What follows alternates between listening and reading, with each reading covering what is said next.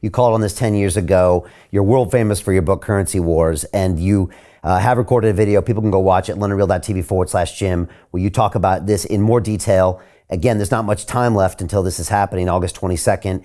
And you, of course, as usual, show how you can also position yourself to profit from this. It's a fragile worldwide situation. I highly recommend everyone check that out. We don't have too much left, Jim, but I wanted to ask you just a couple things. I mean, you know, we've seen the Twitter files come out. It seems like there's constantly more and more information about coordinated efforts by the government to restrict freedom of speech, to restrict commentary on Ukraine, and again, for someone like me who was a victim of all of that in 2020 and 2021, and who at the time thought maybe I was going crazy when I saw 8 different technology platforms shut me down in a 24-hour period. And I thought, I'm clearly losing my mind because there's no conspiracies out there.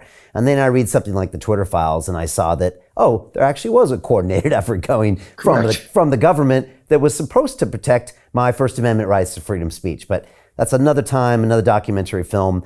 What do you see going on here? And has it been resolved at all? Has it even been addressed by the mainstream media or by Washington? The answer is no. There's progress. I mean, I do a lot of, I don't consider myself a doom and gloomer. I consider myself an analyst, but I owe it to my audience, my readers, to give the best analysis I can. So if I have a adverse scenario, it's like I'm not trying to scare anybody. I'm just telling you what's going to happen. So there are some bright spots here and there, including Elon Musk taking over Twitter.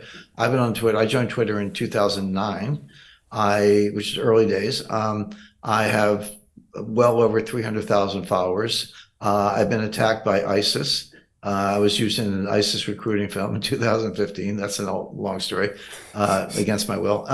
I've been fighting the Ukrainian IT army for a year and a half. I'm pretty good at swatting flies, and I guess my Elton John quote, "I'm still standing." So I actually know a lot about it. But as with you, Brian, I've lived through it and lived through the efforts and the shutdowns and YouTube and all that. So is Google reformed? No, they're probably worse. YouTube, Facebook, Instagram, no, they're the same leadership is in place. The mainstream media is, or the legacy media, whatever you want to call it. I'm confused. I can't tell if they're not that bright or like willing cheerleaders of Biden or just don't get it. Probably all three. I tell people, if you want to know what's going on in Ukraine, do not read the New York Times, do not read the Washington Post, do not read the Economist, do not read the FT. They're all lying. And I'll be blunt, they're lying, they're propagandists. It's hard to get good sourcing, but it's out there. You just have to kind of work hard at that. But what's come out of the Twitter files is that, okay, we sort of knew because we lived through it, and you did, and I did, and others did, but we sort of knew that the Biden administration behind the scenes and the CDC, Fauci, the fascist, and others were pulling all these strings, suppressing all these other voices who turned out to be right, by the way. They weren't just cranks, like, oh, they actually got it right, so you had to suppress them, etc. We knew that. We kind of, but now we know. Now we have the smoking guns. We have the memos, and we have the channels, and half the FBI retired and went to work for Twitter. But it's actually worse than that. Because what we learned literally in just recent days, I don't know if this is big news in the UK yet, but that the FBI was putting the word through to Twitter to suppress voices at the direction of Ukraine. Because at the same time, you don't have to be pro-Russian. Maybe you're pro-peace. People say, are you favor Russia? I'm a favor of peace.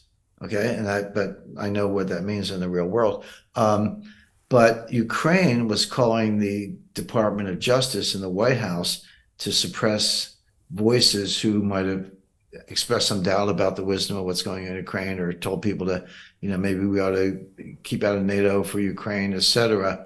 Using the FBI as a channel, they were then directing Twitter to suppress those voices. So it wasn't just vaccines and masks and all that other garbage from the CDC who were completely corrupt.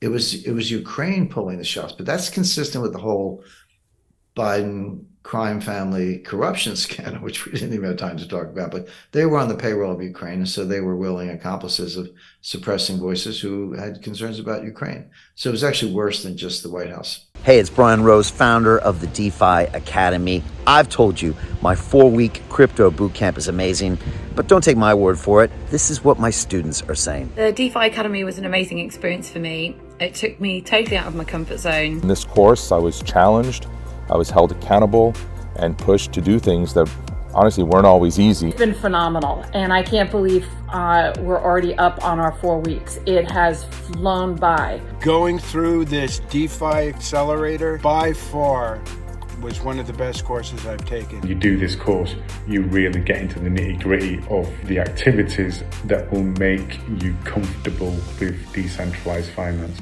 Thank you so much to Brian and everyone at London Real and the DeFi Academy for even putting together an amazing course like this. Anybody else that wants to do it, please sign up. It is well worth the money.